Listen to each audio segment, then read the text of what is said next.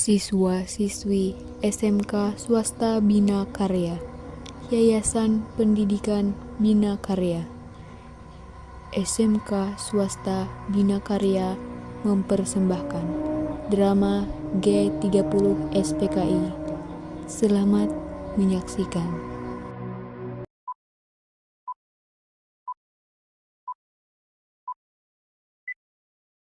Pemberontakan G30 SPKI adalah salah satu peristiwa kelam bangsa Indonesia pada masa-masa awal setelah kemerdekaan. Peristiwa di mana para jenderal menjadi korban dari tindakan-tindakan keji yang dilakukan oleh orang-orang yang terkait dengan peristiwa tersebut. Pada awal Agustus tahun 1965, Soekarno selaku Presiden Indonesia jatuh sakit. Kondisi Soekarno yang sedang kritis dimanfaatkan oleh D.N. Aidit selaku pemimpin PKI untuk melakukan rencananya menjadikan Indonesia menjadi negara komunis. Tanggal 8 sampai 12 Agustus 1965, Syam dan Aidit melakukan pertemuan di kediaman Aidit. Kawan Syam, sekarang kita telah memasuki tahap yang menentukan. Kontak semua perwira yang berpikiran maju yang mendukung kita. Segera menyusun kekuatan. Kumpulkan semua anggota biru khusus baik di pusat maupun daerah. Saya optimis. Saya yakin sekali segala sesuatu di muka bumi ini mendukung kita. Perwira-perwira yang saya didik juga mempunyai optimis yang sama. Pemuda-pemuda kita sedang berlatih keras di lubang buaya. Tapi saya ragu, apa benar aja Bung Karno semakin dekat seperti yang dikatakan tim dokter? Cepat atau lambat, ajal itu pasti datang. Cepat atau lambat, jenderal-jenderal itu akan menghimpun kekuatan. Dan saya tidak ingin kalah cepat. Sekarang hubungi kawan-kawan. Saya Rumah Waluyo, 14 Agustus tahun 1965. Kawan Ketua Aidit berpesan agar gerakan yang kita lancarkan bersifat terbatas dan akan berupa gerakan militer. Kedua sasaran utama gerakan adalah para jenderal. Ketiga gerakan ini harus menguasai instalasi vital seperti Telkom, RRI, dan lain sebagainya. Untuk pemimpin gerakan kita sepakat mengajukan 3 nama calon yang terdiri dari perwira berpikiran maju, yaitu Letnan Kolonel, Kolonel Latif, dan Major Soryono.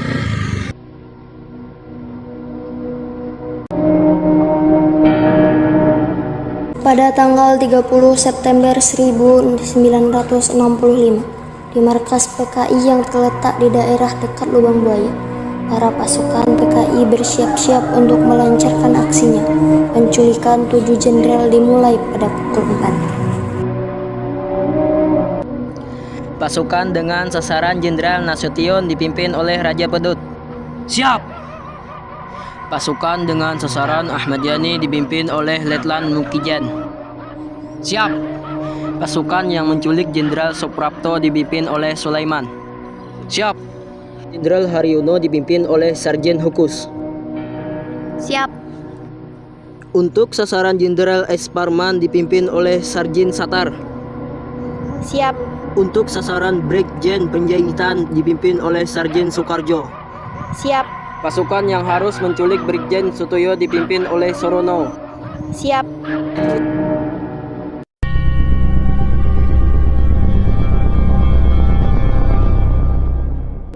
Di kediaman Jenderal Abdul Haris Nasution. Buka pintunya.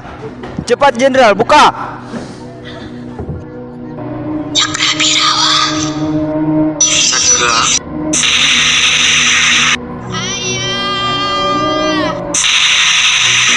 Buka pintunya, cepat Jenderal, buka. Pak, cepat kamu lari. Maria, pegang adek. Ibu, adek kena. Cepat pergi. Letakkan senjata. Di mana Nasution? Saya Nasution. Jangan bergerak. Telepon sudah diputus. Mana Nasution? Pak Nasution, beliau di Bandung. Sudah 3 hari di Bandung. Kalian datang ke sini hanya untuk membunuh anak saya. Jenderal Nasution berhasil melarikan diri dengan memanjat tembok. Namun, kaki kirinya terkena tembakan saat memanjat. Pierre Tenden menghubungi pasukan Pasopati dan mengakui dirinya sebagai Nasution. Bawa ke markas besar PKI. Di kediaman Ahmad Yani. Bapak mana, Mbok? Sedang tidur. Ede mau ibu, Mbok. Ibu di rumah teman Surapati. Tolong panggilkan ayahmu. Ada apa? Bapak diminta untuk menghadap presiden sekarang juga. Tunggu saya siap-siap dulu. Nggak usah siap-siap, Jenderal. Lancang kamu ya.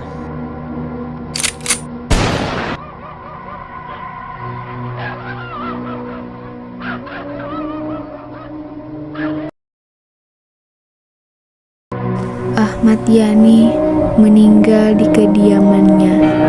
Jenazah diseret ke mobil PKI untuk dibawa ke markas besar PKI di Lubang Buaya.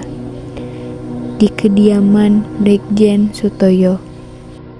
Bapak diminta untuk menghadap presiden sekarang juga. Malam-malam begini, mendadak begini. Maaf Jenderal, tidak ada penjelasan. Waktu terbatas Jenderal. Apa artinya ini semua? Kami hanya menjalani perintah. Perintah siapa? Silahkan Jenderal jalan. Sutoyo pun dibawa ke markas bekas PKI di Lubang Buaya dalam keadaan hidup. Di kediaman Maijen S. Parman. Ada apa? Keadaan negara genting, Pak. Pak Presiden meminta agar menghadap Bapak sekarang juga. Baik.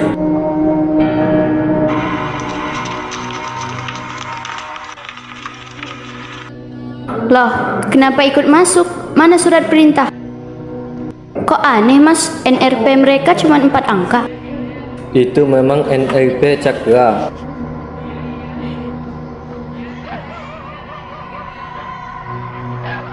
Coba hubungi Pak Yani, Bo. Bapak Presiden sedang menunggu Jenderal. Jalan, Jenderal.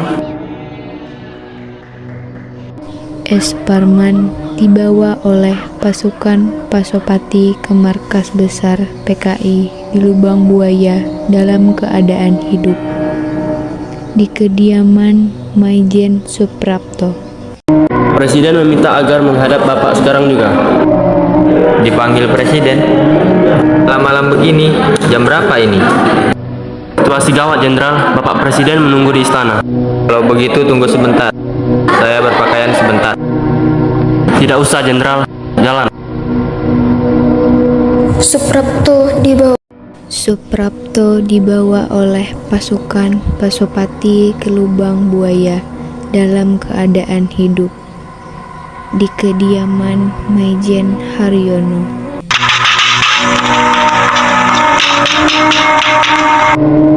Malam, Bu. Malam, ada apa? Bapak diminta menghadap presiden. Tunggu sebentar, Bapak masih tidur. Suruh saja mereka kembali jam 8. Bapak bilang suruh kembali jam 8. Tidak bisa, Bu. Keadaan genting. Kami harus membawa Bapak sekarang. Kalau begitu, tunggu sebentar.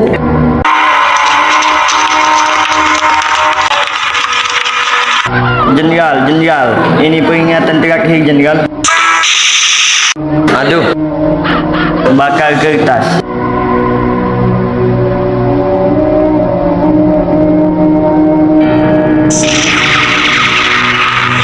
Cepat bawa.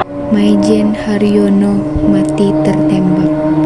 Jenazahnya dibawa ke Lubang Buaya oleh pasukan Pasopati. Di kediaman Brigjen Panjaitan. Mana Ndoromu? Ampun, Pak. Katakan cepat, mana Ndoromu? Mau mati ya? Mau ditembak ya? Di kamar atas, Pak.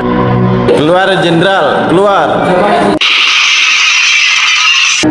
Segera turun, Jenderal, atau saya ledakkan rumah ini. Angkat tangan, Jenderal.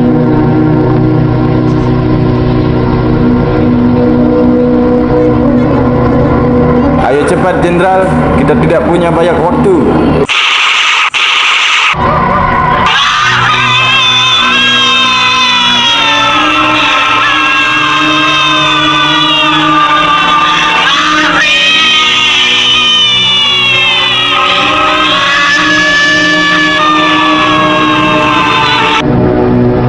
Jenderal Panjaitan tewas di depan rumahnya. Beliau menyempatkan berdoa terlebih dahulu. Namun, PKI marah karena Panjaitan mengulur-ulur waktu. Mereka pun menembak Panjaitan hingga mati.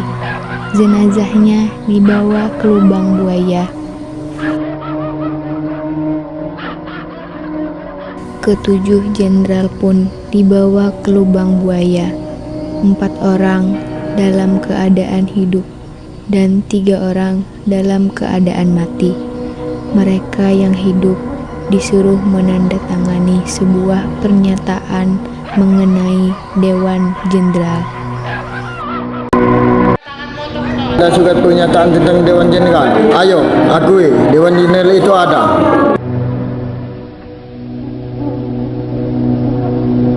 Mana Nasution? Jawab. Penderitaan itu pedih, Jenderal. Sekarang coba rasakan silat ini. Juga pedih, tapi tak sepedih penderitaan rakyat. Akan teken surat pernyataan ini, atau Arif yang bicara.